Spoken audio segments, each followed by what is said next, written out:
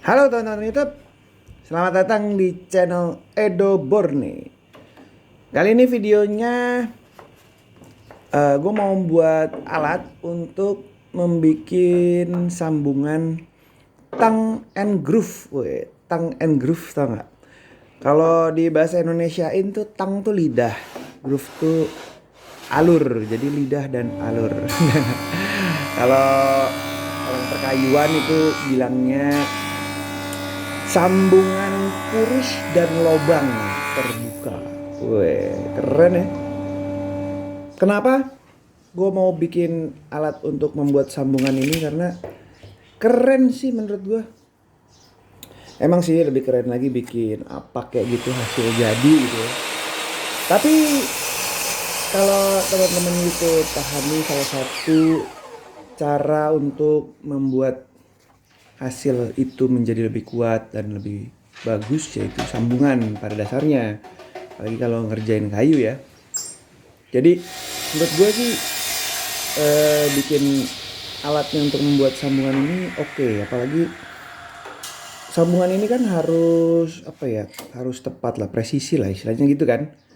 Jadi sebenarnya yang mau ditunjukin adalah proses pembuatannya dan bagaimana caranya biar membuat alat ini menjadi sempurna mungkin. Asik, sempurna mungkin. Ya Allah, bahasanya kadang-kadang ente, kadang-kadang ente. Ya Allah. Jadi gini dah, setiap pengerjaan kayu membutuhkan akurasi ya, bener sih.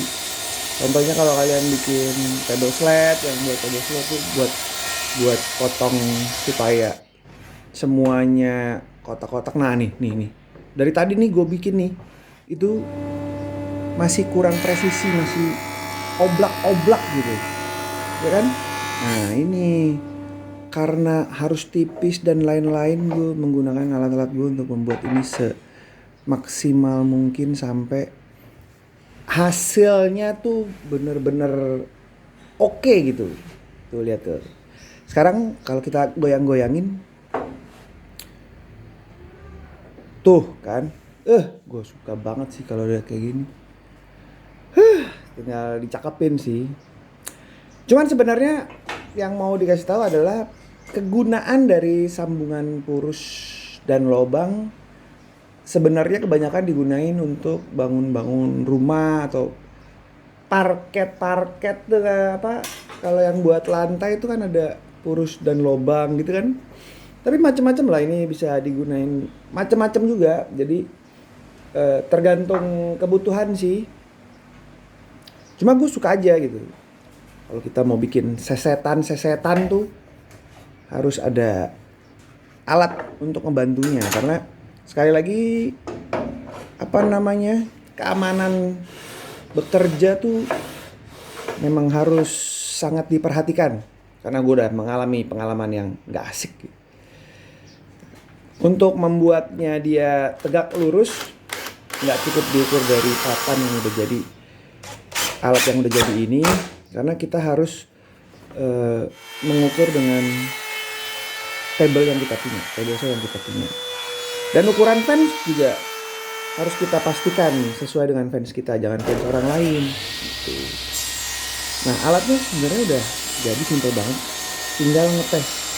Gue lagi mau ngetes apa namanya, kerataan dari hasil alat yang dibikin.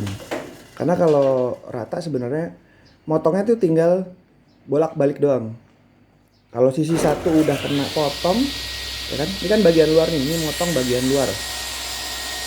Ini kan udah kena nih, set gitu kan. Tinggal dibalik aja. Karena pada dasarnya untuk membuat sambungan purus dan lubang, materialnya juga harus rata di kedua sisinya, seperti itu.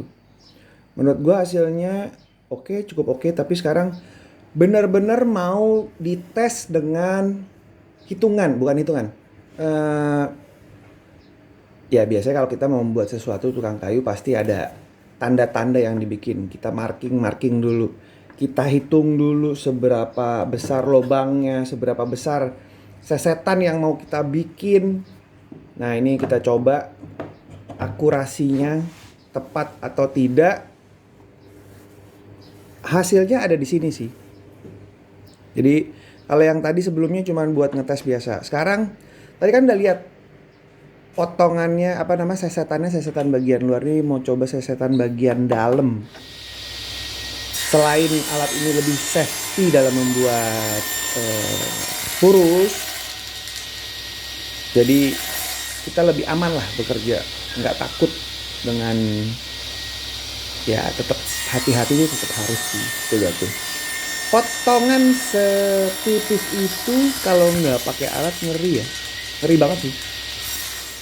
Sementara kalau kita mau dapetin hasil yang maksimal, tetap kita harus menggunakan alat. Apalagi dengan material yang sekecil ini. Material sekecil ini, kalau kalian cuman pegangin aja itu bahannya, terus tempelin ke fans, terus dorong pakai tangan, aduh, jangan deh, jangan. Tidak disarankan, sangat tidak disarankan. Memang sih kalian jago-jago ya, misalkan yang udah puluhan tahun jadi tukang kayu itu ribet, mending gini aja, udah dipastikan aman karena pisaunya hello, jangan suka bikin narasi sendirilah mengenai keselamatan, ya kan. Nah sebenarnya untuk motong bagian itu pakai tebaso juga biar rata, cuman ini biar cepet aja lah. Hasilnya ya, ini beneran satu kali potong satu kali ukur loh ya. Ini oke banget, karena sebenarnya juga awalan untuk mendapatkan titik dan titik potongnya itu, kalau kalian sudah mengenal blade kalian, table kalian, alat kalian masing-masing, pasti langsung oke. Gue nggak puas sih dengan yang pertama tadi. Sekarang gue mau coba di material-material yang kecil, yang memang susah untuk dipotong dan disambung. Gue mau coba lagi. Kali ini kita potong bagian di luar ya, dari luar. Karena potongan dalam tuh berbahaya sebenarnya. Ini kita coba. Ini tanpa dimundur-mundurin lagi sih sebenarnya. Karena pada saat gue ngetes, sebelum dites yang di video ini, sebelumnya udah gue tes juga. Karena selain selain kita bekerja, material untuk ngetes tuh memang diperlukan agar hasilnya nanti pada saat kerja bisa lebih cepat, kerjanya lebih baik, lebih bagus, lebih rapih gitu loh. Tadi lidahnya udah dibikin, sekarang kita bikin alurnya, ya kan, atau lobangnya. Kalau terbiasa dengan purus dan lobang ya, ini namanya purus dan lobang. Potongan dalamnya oke banget, rata sih, cakep. Sebenarnya kalau pakai dedo blade ya, atau blade yang double gitu, gak usah dua kali gitu. Nah ini udah dipastiin rata dan di tengah ya, karena alat ini memang dibikin untuk udah pasti center, bolak-balik soalnya motongnya, ya kan.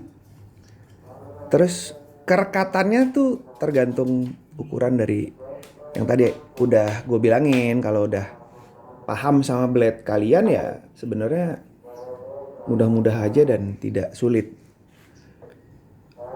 Akurasinya oke, sambungannya lurus, tingkat kerapatannya mantep, jadi dipastikan kuat. Karena kalau kalian nyambung antar edge itu atau antar bagian edging itu, kalau langsung dilem, dia kan seratnya tuh kayu paling rongganya lebih besar gitu loh. Jadi kita harus sambungin ke badannya dengan cara, nah ini salah satu cara sambungannya sih sebenarnya. Oke banget sih, lurus lagi. Gue suka sih, puas dengan hasilnya, cakep tuh,